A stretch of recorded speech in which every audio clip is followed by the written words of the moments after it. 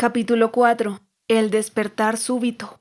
Estando en calma y dejando que la vida fluya es la forma en la que el sabio vive su vida, o se supone que vive su vida. Para ser más precisos, es la forma en la que el sabio ve su vida viviendo.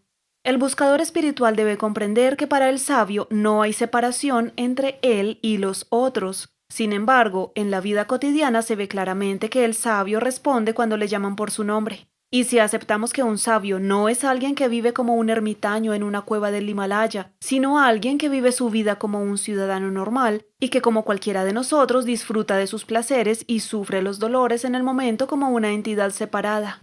En otras palabras, el sabio tiene que vivir su vida como un ente individual y por tanto necesita un ego separado de los otros. El sabio tiene que vivir su vida como una entidad separada, ganándose el sustento, pagando sus impuestos, afrontando pleitos, claramente separada de los otros. En otras palabras, el sabio tiene que vivir su vida como una entidad separada, lo que no puede hacer a menos que vea claramente su separación de los otros. Esta situación ha causado una desdicha inenarrable a los buscadores debido a una confusión básica. ¿El sabio tiene o no tiene ego? ¿No ve claramente el sabio una separación entre él mismo como un ente individual y el otro como otro ente individual? Y sin embargo, siempre se ha esperado que el sabio no vea ninguna separación entre el yo y el otro. En otras palabras, ¿cuál es la diferencia básica entre el sabio y yo cuando ambos tenemos que vivir la vida como entidades individuales? Es un hecho desafortunado que los libros sobre Advaita, la iluminación y temas similares no hayan encauzado debidamente este problema. Esta es la razón de que encontremos buscadores espirituales confesando con lágrimas en los ojos que tras 30 años de disciplina estricta y variadas prácticas espirituales se han dado cuenta de repente de que no ha habido ningún cambio básico ni esencial en sus vidas. Siguen teniendo que encarar la vida momento a momento sin saber nunca cuál será el dolor próximo. No se han sentido nunca anclados en la paz y la armonía mientras afrontan la vida momento a momento. Todavía se sienten llenos de odio, odio hacia sí mismos por lo que les hicieron a otros y odio hacia los otros por lo que éstos les hicieron. Odio que ha estado corroyéndoles en lo más profundo de su ser. ¿En qué se diferencia el sabio de mí para que él, presumiblemente, sea capaz de vivir su vida anclado en la paz y la armonía? Al sabio nunca se le ve incómodo consigo mismo ni incómodo con los demás, aunque como yo, tiene que encarar las incertidumbres de la vida momento a momento. Este parece ser el punto focal en el que está realmente concentrada la atención de la búsqueda espiritual. Hay otro aspecto que también es objeto de enorme confusión y que está basado en la creencia absolutamente errónea de que tras la iluminación el sabio se convierte de repente en un ser humano perfecto, sin ira, sin deseo, sin apego, etc. Esta creencia errónea es alimentada a fondo por la hipocresía de los falsos gurús que asumen el papel de seres humanos perfectos en su apariencia, expresiones y comportamiento en general, y que está en contraste artificioso con el comportamiento absolutamente natural del sabio genuino, que por lo general no se preocupa en absoluto de cómo le ve el mundo y que aprecia genuinamente el gran valor que posee el anonimato. Puede suceder que un buscador que ha sido corrompido por los falsos gurús sea presentado a un sabio genuino y que el buscador equivocado vea al supuesto sabio mostrando su enojo, disfrutando de su cigarrillo y mostrando claras preferencias por determinadas comidas. El buscador se siente enormemente confundido y hay que perdonarle si llega a la conclusión de que debe mantenerse lejos del sabio genuino. Pero ese sería su destino, según la voluntad de Dios, según la ley cósmica. La confusión sobre ambos puntos es aún más desconcertante por el hecho de que la comprensión última básica no puede expresarse con palabras y cualquier esfuerzo por hacerlo necesariamente aumentará la confusión, porque cualquier conocimiento objetivo debe forzosamente ser un conocimiento conceptual. Es un hecho básico de cualquier rama del conocimiento que las palabras que se utilizan pueden ser interpretadas de diversas maneras. Lo que significa que cualquier cosa que cualquier persona haya dicho, por muy santa o muy sabia que sea, tiene por fuerza que ser un concepto que resultará aceptable para unos e inaceptable para otros. La verdad ha de ser necesariamente algo que nadie pueda negar porque ha de ser la experiencia de cada uno. Partiendo de aquí, la única verdad de la vida ha de ser una: yo soy, la conciencia impersonal del ser. En la ciencia objetiva, la interpretación de alguien, dando por supuesto que sea correcta, sería perfectamente válida para cualquier otra persona que a su vez podría transmitírsela a otros si la expresa adecuadamente. pero la comprensión de la realidad única, la comprensión última, no es de ese tipo y no puede ser transferida ni transmitida. Todo lo que puede hacerse es utilizar el lenguaje para indicar en qué dirección se halla. No hay descripción que pueda suplir el valor de un mango. Esa es la principal dificultad para hablar de la verdad o de la realidad. Desde el punto de vista fenoménico, dualístico, todo acto de ver significa un sujeto viendo un objeto, pero el conocimiento de la realidad no es algo que pueda verse porque no es un objeto. Puedes ser conducido hasta la vista de ello, pero el acto de ver tiene forzosamente que ser hecho por ti.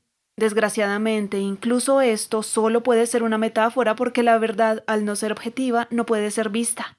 En otras palabras, en lo que concierne a la verdad subjetiva, ningún objeto, que es lo que el ser humano es básicamente, puede verla ni en 1.000.000 de años. ¿Qué es lo que intento decir? Estoy intentando decir que no tiene más remedio que ser el ego el que está haciendo la búsqueda espiritual, porque un cuerpo inerte no puede hacer nada. ¿Qué es el ego?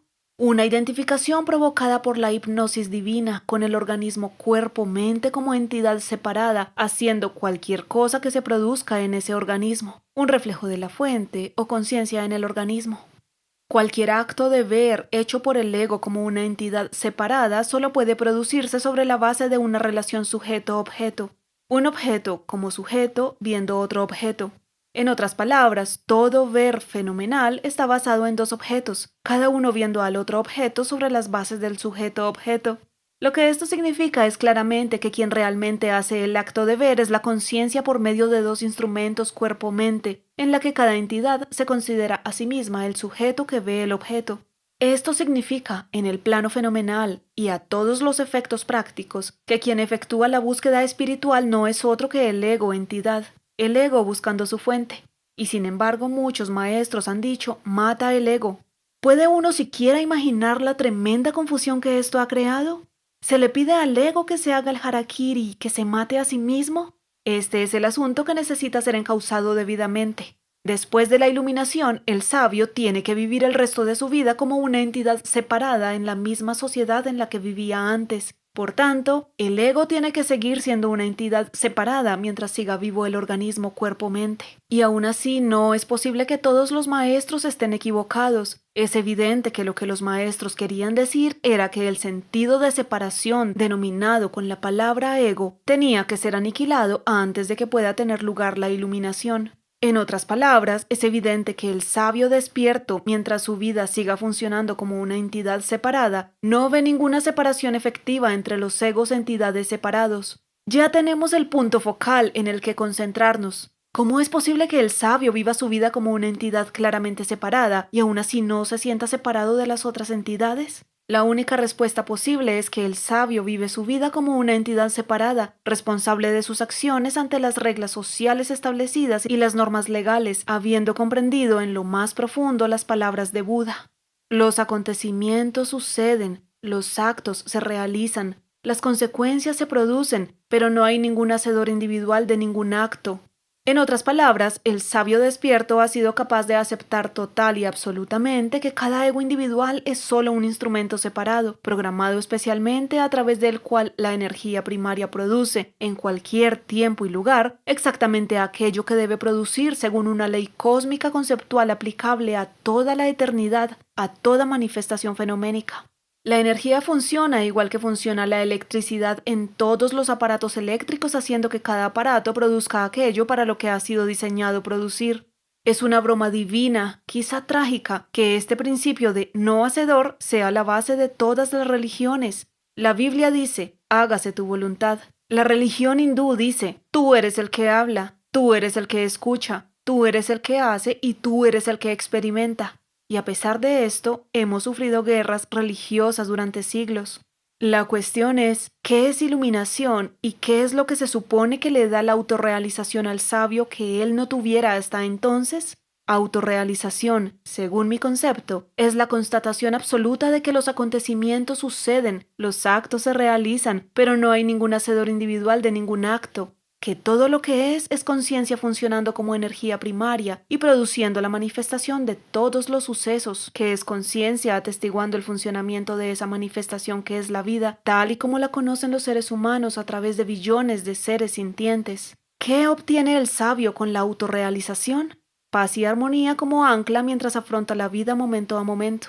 Antes carecía de esta paz y de esta armonía porque al ir afrontando la vida en el momento, todo lo que hacía era juzgar cada suceso como algo hecho por alguien, execrando y odiando a alguien, ya fuera a sí mismo o a otra persona. Por tanto, anteriormente estaba anclado en la culpa y en la vergüenza de sus propias acciones y en la aversión por las acciones de otros. La paz y la armonía le eran totalmente desconocidas, pero ahora, ante la ausencia de culpa, vergüenza y aversión, nunca se encuentra a disgusto consigo mismo, nunca se encuentra a disgusto con el otro. ¿Cómo vive su vida el sabio cuando ya está afianzando en la paz y la armonía? Vive siendo testigo de la vida que se produce en los múltiples organismos cuerpo-mente. Mientras sucede la vida, la actividad física y mental a través de los organismos cuerpo-mente, él, como ego sin el más leve rastro de un hacedor personal, permanece en calma, observando el flujo de la vida en los múltiples organismos cuerpo-mente, incluyendo el suyo propio. Si alguien le pregunta ¿cómo vive su vida?, su honesta respuesta sería estando en calma, dejando que la vida fluya. Si se le pregunta cómo se las arregla para conseguir la aceptación total de que nadie es un hacedor, el sabio explicará con absoluta humildad que mientras estaba investigando lo que le parecía que eran sus acciones, llegó a la conclusión de que si algún suceso sobre el que no tenía control no hubiese sucedido antes, lo que él creía que era su acción no se hubiese producido, y en el transcurso de su investigación habitual de sus acciones, sin saber cómo, de repente se produjo un relámpago de aceptación total. No puedo ser el hacedor de ningún acto, y si yo no puedo ser el hacedor de ningún acto, tampoco puede serlo nadie más. Eso fue todo. Con este despertar súbito de que el ego no es sino una identificación con una entidad particular con un nombre y sin ninguna libertad real de elección y acción, aparece una comprensión profunda de un sentimiento de hermandad con otros egos similares. Todos ellos instrumentos programados individualmente y por los que funciona la energía primaria para que suceda lo que tiene que suceder de acuerdo a la ley cósmica. Luego no hay ninguna posibilidad de competición entre los diversos instrumentos, ni hay posibilidad de envidia o celos. La programación de cada instrumento humano, los genes, más los condicionamientos actuales producidos por el entorno geográfico y social, tampoco está bajo el control de nadie. Una de las primeras cosas que suceden con el despertar repentino es que el ego se da cuenta de que su propia programación contiene una mezcla de características buenas y malas, de puntos positivos y negativos. Él mismo no es perfecto, ni lo es nadie. La realización produce inmediatamente, además del sentido de hermandad, un profundo sentimiento de tolerancia hacia el ser humano, tanto hacia sí mismo como hacia el otro. De forma similar, también se ve claramente que muchas palabras han perdido su interpretación tradicional. Amor significaba una emoción experimentada con toda evidencia por canales personales, cargada de posesividad, ensombrecida por los celos con su contrario de odio, siempre listo para ocupar su lugar. Ahora de repente el amor no parece pasar por canales personales, antes bien parece ser afectividad pura, una clase de amor singularmente purificada. De repente los términos amor divino y karma adquieren un significado muy profundo. Por otra parte, ante esa nueva conciencia trascendente que emerge con la demolición del sentimiento de un hacedor personal, se reconoce con toda claridad que la relación amor-odio ha dado lugar a una afectividad más pura, semejante a compasión-bendición. La excitación y la angustia se han convertido en serenidad y tranquilidad, y la envidia, el miedo, la codicia y otras formas de emoción contaminada por el hacedor son reemplazadas por la propia afectividad en estado puro. El sabio, despierto también, ha comprobado de repente que esta nueva actitud ante la vida, casi una conciencia nueva, da la impresión de estar sujeta a una forma peculiar de radiación que parece atraer hacia él a otros que visiblemente necesitan algún tipo de guía, quizá amor. El sabio se ve a sí mismo afrontando la vida momento a momento, aceptando cualquier cosa que el momento traiga. Unas veces placer, otras dolor, sin sentirse nunca incómodo consigo mismo ni con los demás, estando en calma, dejando que la vida fluya. El principio básico subyacente tras el vivir sucede estaría perfectamente ilustrado por la historia del sufí que era conocido entre sus vecinos como un santo que llevaba una vida pura. Cerca de él vivía una hermosa joven cuyos padres tenían un almacén. De repente, sin previo aviso, los padres descubrieron que estaba embarazada. Ella se negaba a confesar quién era el padre, pero tras mucho hostigamiento nombró al sufí. Cuando, llenos de ira, fueron a ver al sufí y le arrojaron a la cara la noticia, éste se tomó las novedades con calma y solo dijo: «Ah, ¿sí? Cuando nació el niño, se lo llevaron al sufí, que para entonces ya había perdido su reputación, lo que no parecía preocuparle en absoluto, pero se hizo cargo del niño. Obtenían leche y todo lo que necesitaba el niño de sus vecinos. Los vecinos que le conocían más íntimamente sabían que la chica estaba maquinando alguna diablura y se esforzaron al máximo para prestar todo tipo de ayuda al sufí. Un año más tarde, la chica no pudo callar por más tiempo la verdad y se la contó a sus padres. El verdadero padre era un guapo muchacho que trabajaba en la tienda del mecánico de al lado. Los padres de la chica fueron inmediatamente a casa del sufí, le pidieron perdón sinceramente y le rogaron con humildad que les devolviera al niño, que ya tenía un año. Él les entregó al niño con mucho gusto tras despedirse de él amorosamente. Todo lo que dijo fue: «Ah, ¿sí?